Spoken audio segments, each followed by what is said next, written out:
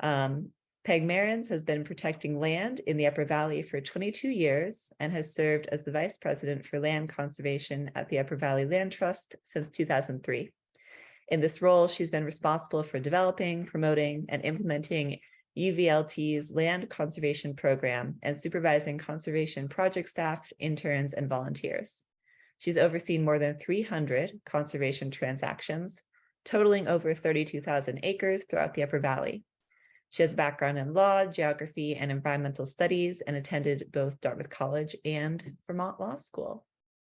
So I think that's it for me. Thanks so much for joining us, Peg, and I'll let you get started. Yeah. Can everyone see the slides right now? I think I just moved to the next one. I see about UVLT-mission.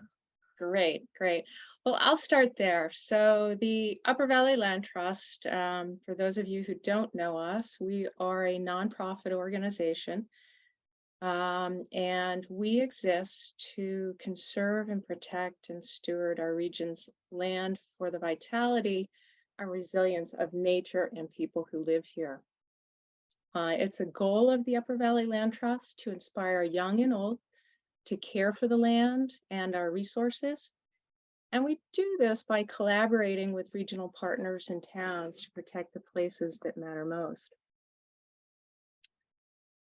Let me talk a little bit about our history, where we were then and now. We were founded 38 years ago. We are unique among conservation entities. So a land trust is a conservancy. It's an entity that protects land, in case the word trust is confusing to some, and it is to some. But we work in 45 towns in 2 states. And again, some land trusts are regional, some are statewide, and some are national. We protect land typically with a conservation easement.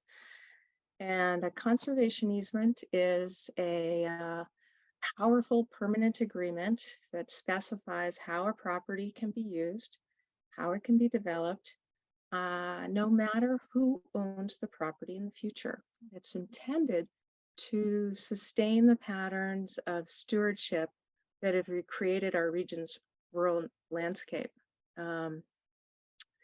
And over this time, we have conserved more than 56,000 acres.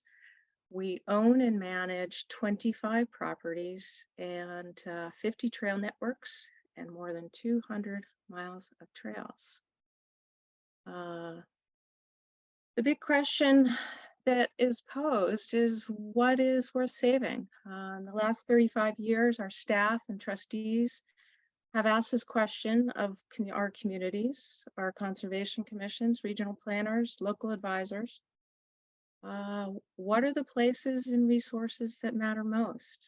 And what are the critical strategic focus areas that we should, where we should focus our work? Years of input and partnerships with federal, state, and local partners has led UVLT to focus on a handful of strategic areas. And today, here they are. Expanding a bit on the local partnership piece, as a community-focused land trust, our organization is there with a toolbox to help towns and communities protect local landmarks, special places, historic places. We've protected pocket parks, mountaintops, properties with special or significant historic value. We've protected so mountains, Guile Mountain, Wrights Mountain, portions of Mount Ascutney, even portions that the state owns on Mount Ascutney. Some of them have conservation easements held by our organization. And often a town might come to us with a special natural heritage area or open space that they wish to protect. An example of that is the Jackson Conservation Area in Lebanon.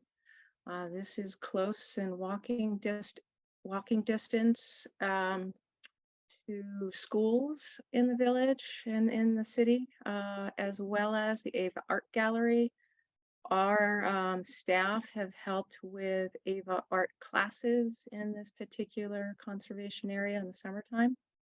The barn that you see there is an historic barn in Orford. We partnered with the town of Orford, to protect an important piece of farmland that had been owned by an individual by the name of Billy Brown. He was the last resident farmer of the remote Quintown area. On the property was an historic barn, or is an historic barn, that needed some repairs, and local residents have helped us to maintain that. A key area for many land trusts, conservancies, is to protect productive farmland. This is really a food security issue. Protecting farmland and productive farm soils will help to secure our future of a local food system. Across the nation, farms are disappearing and becoming large commodity farms. Not so much here, but certainly many are disappearing. In Vermont and New Hampshire, studies by the American Farmland Trust indicate that greater than 35 acres of rural land is lost to or are lost to development each day in New Hampshire and Vermont. And half of all of our conserved properties include some degree of agricultural land. Sometimes these are small fields that folks keep open for pasture, or they might lease to a farmer, or they're owned by the farmer themselves. This is certainly a tradition in the Upper Valley, and one that we take care to protect because of, again, as I said, to try to ensure that we have the land base to raise farm animals and grow food in the future.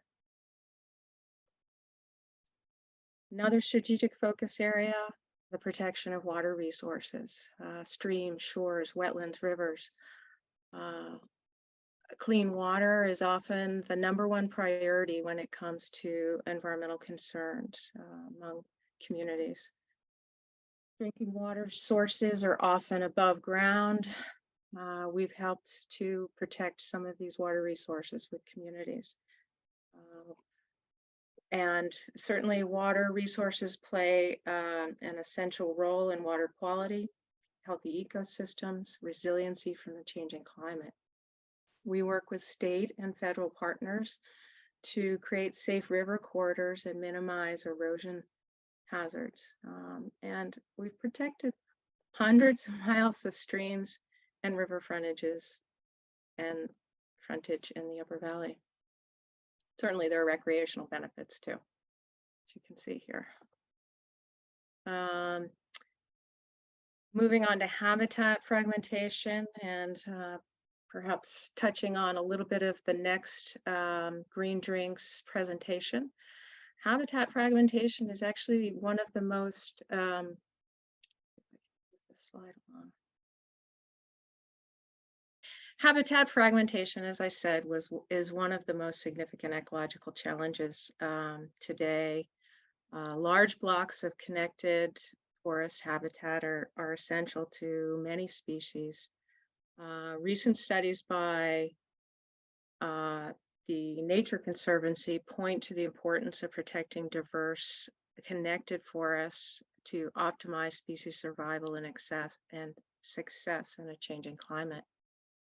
We can go to the next slide.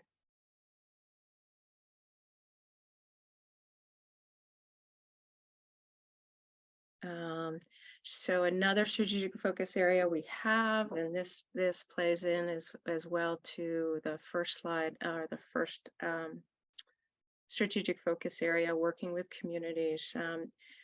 In the time that we have been protecting land, we've conducted a number of community surveys to determine what types of lands to protect. And through these surveys, we've learned that the significance and importance of establishing access to open spaces for all who live in the Upper Valley. There are many people who don't own land, and Although we've conserved quite a bit of land and 40% of those provide some form of public access, there are many who don't have access to land still. And this was one of the reasons why we began to uh, buy land or accept donations of land to manage as conservation areas. Again, and these are places where we seek to engage everyone in the outdoors and natural areas. You can go to the next slide.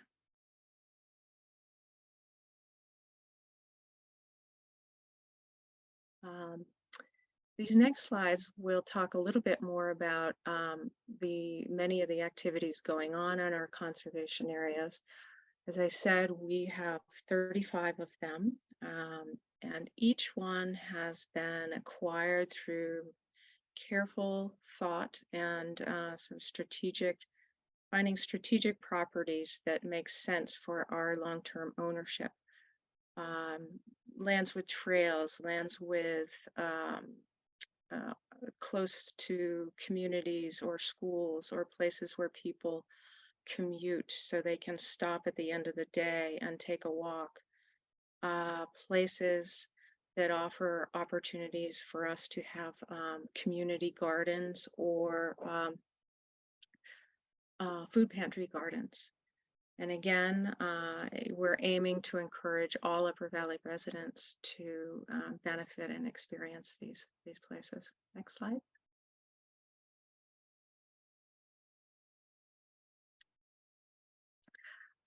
Many of our properties, or all of them actually, if we have an opportunity, we manage for resilience. We are seeking to protect resilient landscapes, diverse forests, upland streams, and floodplains. We manage for resilience as well. So on a number of our property, we're engaged in research studies, looking at innovative stewardship practices to enhance ecological resilience. We have a deer monitoring, we're monitoring for deer impacts on our property in Norwich. We are trying to maximize opportunities for ash seedlings on our property in Pomfret. We're excluding deer at the Up in the Hill property in Charlestown. And again, all of which are to hopefully learn a little bit about different types of management techniques that could provide some greater resilience for climate while we're transitioning in our climate here. We did discover emerald ash borer at one of our properties and near another one in Vermont. The one we found was in New Hampshire. We've worked with the New Hampshire Division of Forest and Lands to treat 12 of the black ash trees on that property and hopes to essentially acting now to try to save some pockets of seed-bearing trees as a seed resource or a seed source for the future. And we learned of this when we harvested a black ash tree there to be used for an Abenaki basket making demonstration. Next slide.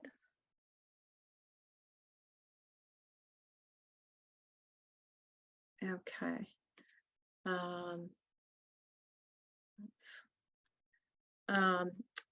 A larger study that we're doing is a connectivity study for wildlife. This is a longer term study, ongoing research. We've partnered with Native Geographic and we're studying key wildlife connections between the Green Mountains and the White Mountains. We're utilizing remote sensing and on the ground truthing. And this is an area where we rely on a large volunteer corps who's helping to gather wildlife data through tracking and surveys, with a goal here to hopefully identify opportunities and develop recommendations for protecting, restoring, and promoting these corridors. Next.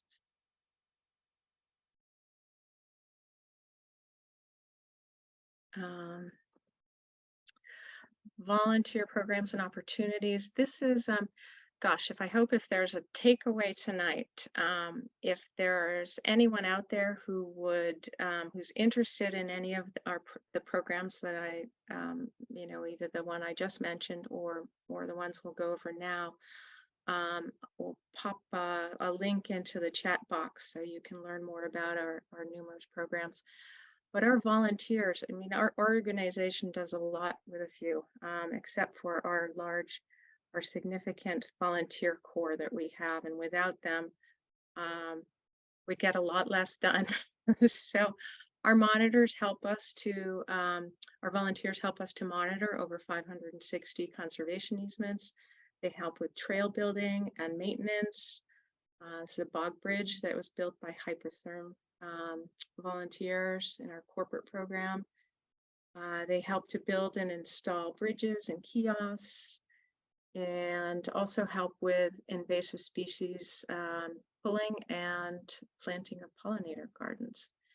And I mentioned the corporate service program. So this is a program that we started 5 to 10 years ago, engaging folks in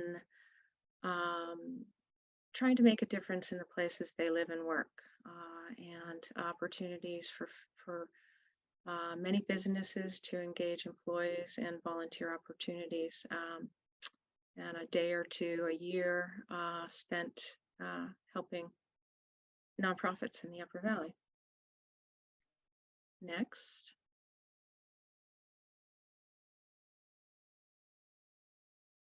Okay.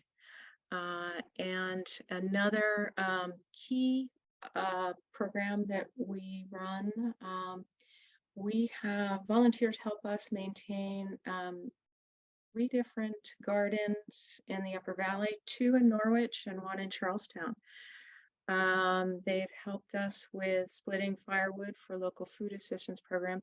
The food in these gardens goes straight to food pantries in the Upper Valley. So Willing Hands in Norwich, and also various food pantries in the southern part of our region near Charlestown. We also have, in the last couple of years, we've worked with the Abenaki Landlink Garden Program. Indigenous, many of you may know about this, this is where indigenous seeds are provided to us by the Nelhegan Band of Kusik Abenaki Nation, and everything produced goes back to, at the end of the season, to Abenaki citizens, and also to be used for future growers. It's been pretty successful, and quite all of these programs take a lot of time and effort, but we have found that it's one of some of the ways that we wish to use our lands to engage the community and to make our lands more meaningful to all in the Upper Valley. So that is the end of my slides, but I'd like to take I have a 6-minute video that I would like to share with you all. Did you want me to be the one to share it? I do. Yeah, you go ahead and share it.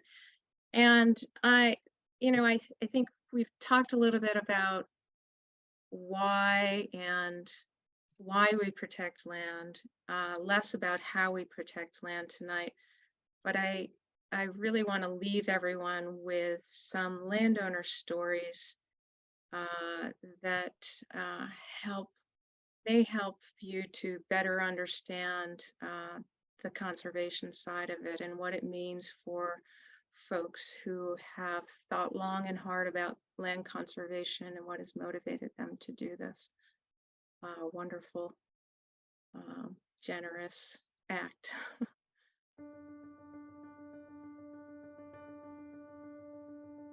Got it.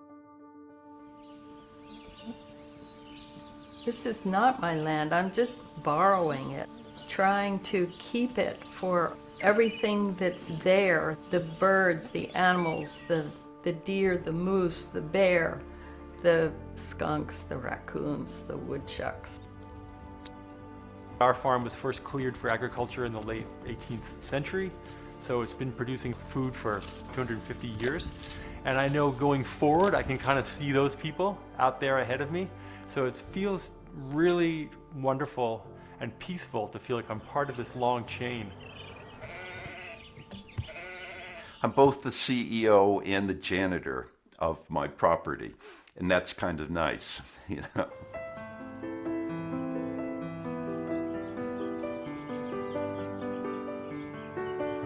I put an awful lot of years into making this place.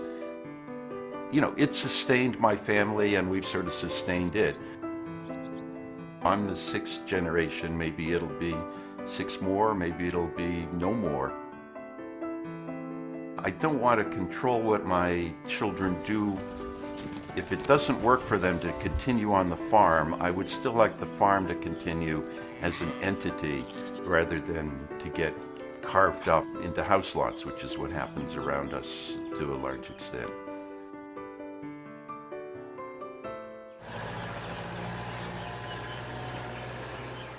I love the land. I love the land. Nature has a system that we're part of, and when you're out in nature, you feel, I guess, just a piece of that system. The land has so much potential, and to take that away by developing it, it just seemed just not like the right thing.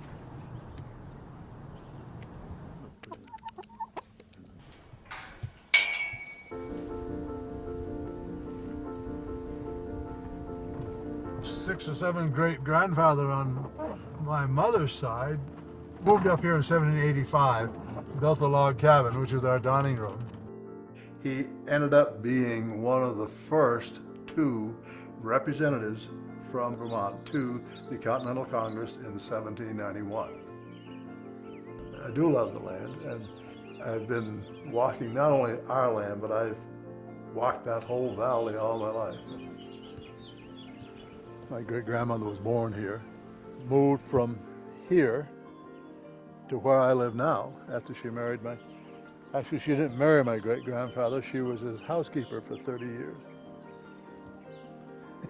And my grandmother was their daughter. That land will be there long after we're gone. And I think we have a responsibility to leave it in at least as good a condition it was when we took over the quote-unquote possession. So I don't have the wherewithal to ensure that after I'm dead, nothing's going to happen with it, that it'll stay the way it is. If the easements are given, that would ensure that, which is what I would like.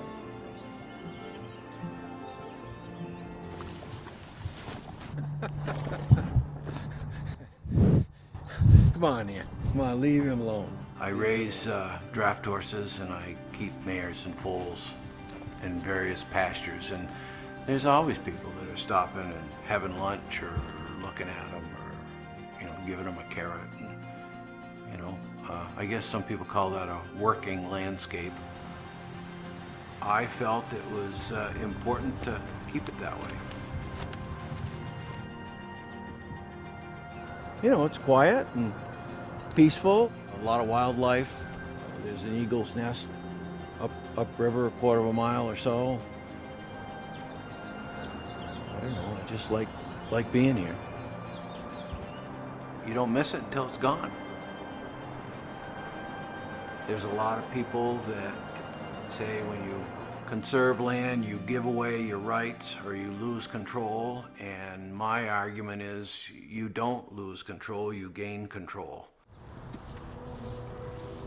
I think people sometimes think that conservation is taking land out of the tax base, it's taking land out of the future. And I feel just the opposite. It's taking land and putting it into the future. After my time, it will still be there, and it will still be there for people to enjoy. I never anticipated how much pleasure I get from talking to people about the land, and they are always saying thank you. We're no longer a rural society the way we were 100 years ago. And I'm grateful that I'm able to live it. We nurture it and it nurtures us. It's food for the soul.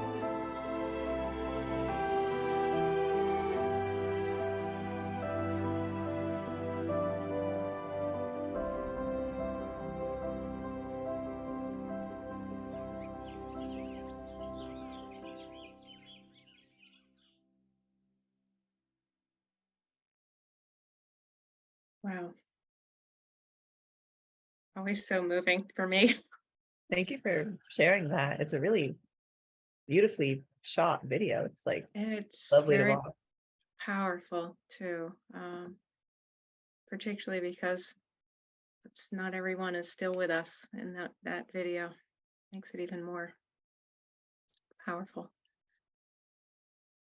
So that ends my presentation, and I'd welcome questions from folks, either related to all of that or anything else. Land Sure. trust related. Yeah, really. Michael is on, our executive director. He just turned his video on. Hi, Michael. Okay, Hi, Michael. How are you? good. How are you? Good, good. Very Your good. shirt matches the wall, Michael, and it's rather disarming, but I love it. Yeah, it was the whole idea, just to camouflage myself. Mhm. Yeah, and so folks can feel free to type questions in the chat here, as I see two people already have. If you're baffled by the chat, or if you'd rather ask it by saying it, talking, you can actually just hit the reactions button and raise your hand if you want. But we can go ahead and get started here. I'll ask the first question here. Is there a minimum size to the properties that UVLT finds it practical to work with for conservation? That's a good question. And over the years, I mean, we have not had a minimum size that we work with.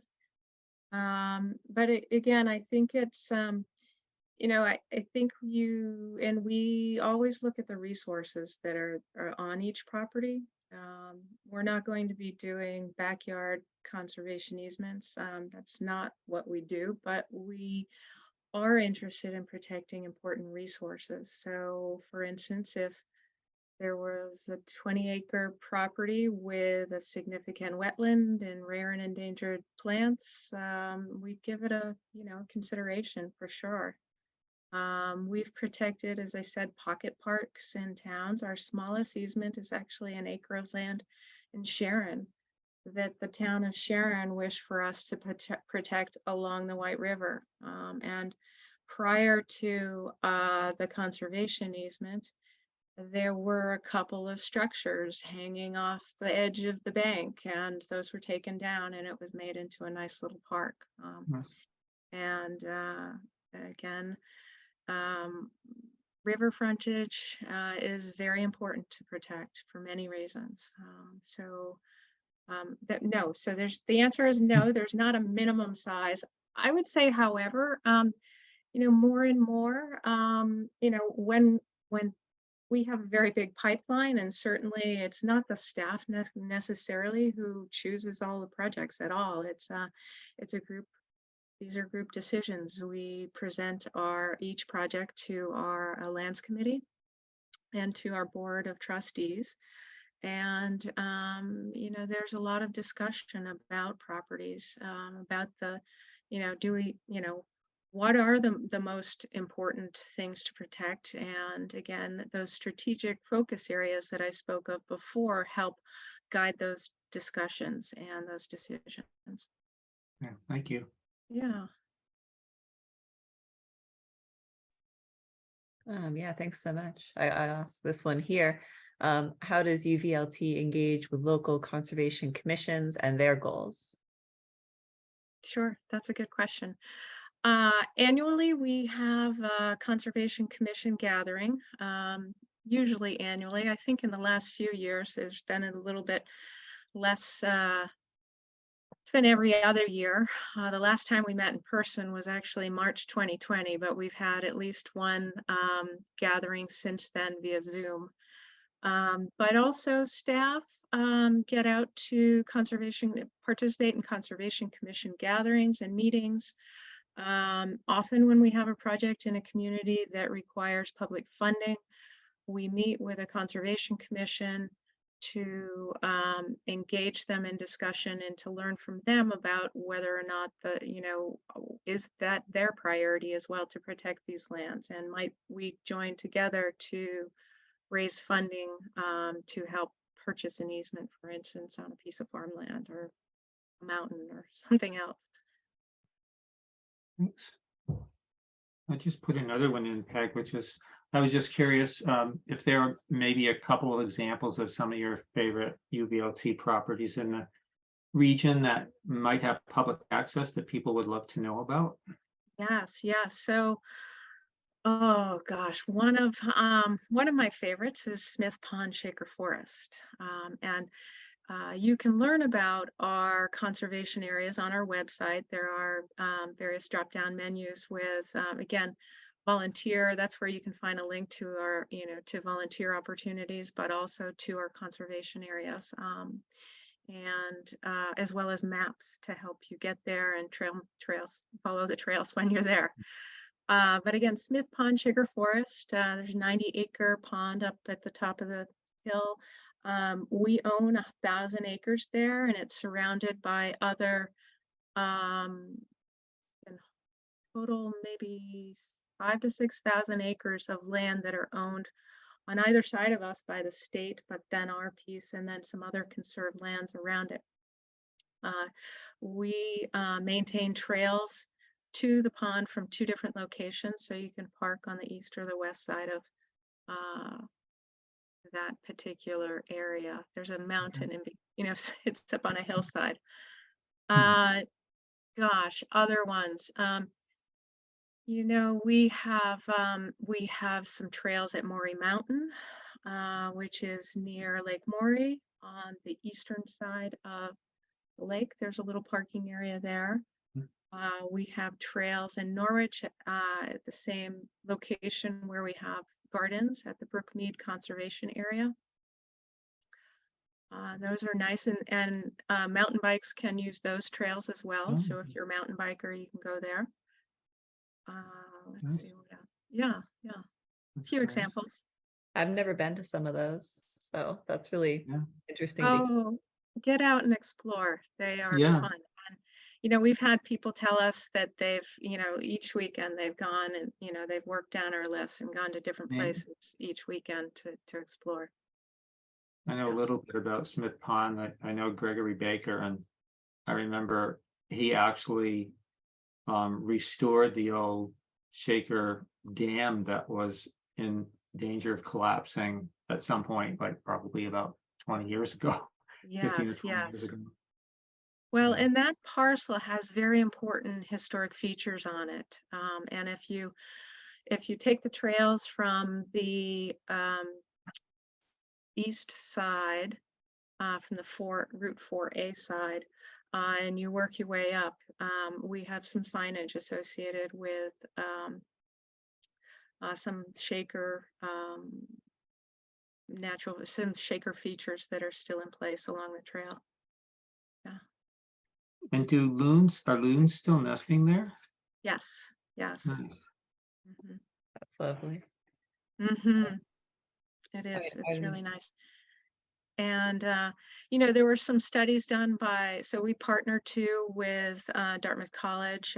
There have been some core sampling done up at Smith Pond to look at pollen studies and evaluate sort of other climate change going on at different times in the past. That's some neat things. That's great. Thank you. Our next question here is, if a homestead and acreage is conserved while the owner is still living, how does that work? I'm assuming once they pass away, how does that work? Yes. Okay. So let's, I'll have to come up with an imaginary piece of land here. You have a 100-acre farm and there's a old farmstead on it. Let's say it was Chuck Eaton's who was in the video there. We draw an envelope around the home and areas that are for residential purposes, and that's an area that is not protected by the conservation easement, but it stays with the rest of the land. And then what we monitor and protect is everything around that. And so that gives the landowner a little bit of, an opportunity to, if something happens to the home, to rebuild or to expand if they need to. But it's their residential area versus the protected land base. Um, when someone passes away and the land goes to the next generation or it gets sold, those restrictions stay with the property. They run with the land. They're permanent. So don't know if I've actually answered the question, but hopefully I did. If not, that person can feel free to post in the chat a follow-up question. I'll go ahead and ask the next one. And thank you Sure. for that answer, Peg. I'm beginning to hear conversations around responsible developments where the needs of conservation and housing are planned to optimize resilience. There's 30 by 30, habitat protection and housing. Is this something that UVLT is considering, or can you give successful examples? Sure. I'll start with, so 30 by 30 is a broader conservation goal, to conserve 30% of the state by 2030. I mean, certainly we're working as fast as we can to protect it and important resources. But I'll go to the second piece of that, the habitat protection with housing. We have protected lands that have involved protection of land in and around affordable housing. That's called the Dual Goal Project. We've done a couple of those. One in the more traditional model would be the Feral Farm project that we did in Norwich many years ago. It was we were one of the first organizations in the state to do what's called a Dual Goal Project for the state of Vermont. We sought and obtained state funding to protect the farm with a conservation easement, to buy a easement there. But there was also a portion of that property that made sense to, was not used for farmland, and where we partnered with Twin Pines. They bought a portion of the land and they built some homes that then have affordable housing, or some caps on housing controls on them, affordability mechanisms. We are, I can't say where, or we're exploring another projects like that in the Upper Valley right now. We're really excited about it, but we're sort of in the negotiating phase with the landowners, but we hope to do more of those. Another project, which is a little different, but it did involve housing and conservation, was the Cobb Hill Conservation Project in Heartland. That was a planned community for sustainable living, and involved the protection of an older farm, building homes that share heating and other infrastructure, and but also share the land for the public with trails. Yeah.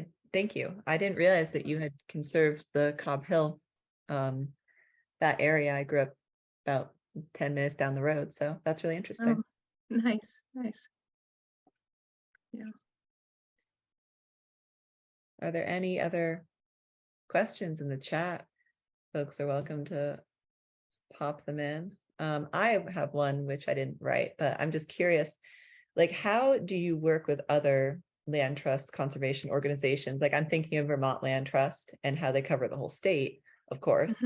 Yeah. How do you partner or figure out who conserves what, or any of that? So that's a very good question. I'll give you a few examples. We have some partnerships going on right now. I'll start with one. We're working with or we hope to be working with the Northeast Wilderness Trust. They have asked us to hold a conservation easement. They go by the acronym NEWT, which I think is wonderful. They've asked us to hold a conservation easement on a new conservation area that they purchased up in the Topsom area. It's called Blue Mountain. And our board, our trustees reviewed that last month and have voted to proceed to hold that easement. So that'll be something we're working on over the next year. We're also partnering on a couple of projects with a nature conservancy. One is a conservation project that is near lands that they own in the Pomfret area. And they've asked us to hopefully we're working with a landowner to hopefully protect those lands that are adjacent. We are also working with a nature conservancy. Sometimes a land trust will ask us, get to a certain point, and because we are focused here in the Upper Valley, and some of these statewide entities or even national ones are not, sometimes land trusts get asked to accept an assignment of a conservation easement that's an older easement from one of different land trusts. So we are looking at accepting a couple of easements that were held by the Nature Conservancy along the Connecticut River that will make it easier for them from a stewardship and monitoring perspective. We already hold conservation easements on adjacent properties, so it makes most sense for us to hold those easements. And as far as the Vermont Land Trust goes, again, we're all doing the same work throughout the state. Just recently, there was a farmland project in the Connecticut River Valley that they started the discussions with the landowner and then passed it on to us to continue with, because we all have plenty to do throughout the state, and we need to use our resources well. Yeah, I bet. Another question here, Peg. Is UVLT involved in sustainable forestry or forest management for wildlife biodiversity? And what are the pros and cons, if so? That is a big question. I would say, well, so all of the lands, when we conserve a piece of land, even with a conservation easement, our easements require that future forest management be done in a manner that is for the sustainability of the resources. So of course there would be, you can't clear cut, you can't go below, the sea line, which is a level of it's essentially a way of measuring what's left in the forest after a cut.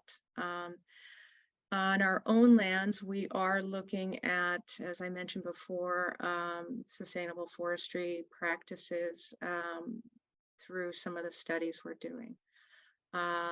We are working on our Pomfret property to identify female ash trees, and we are looking at some little bit more different ways of managing and treating those ash, essentially stands.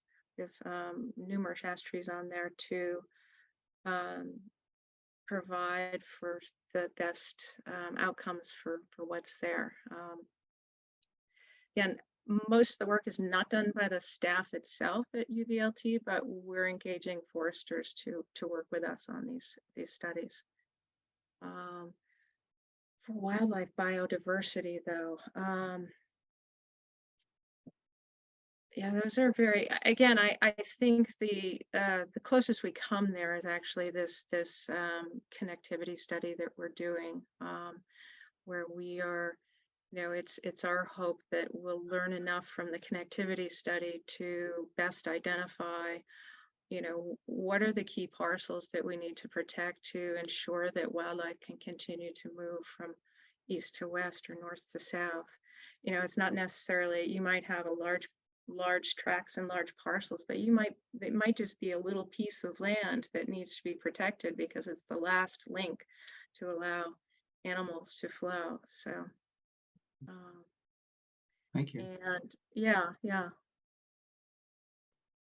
Yeah, thank you. And I think we might have missed this one question earlier. Is there a tax break if people conserve? We missed that, right? We didn't ask that. Yeah, right. Yeah. Didn't ask that. So when an easement or when a landowner conserves land, they can do that again with a conservation easement. Easements can be donated to our organization. We are a charity, and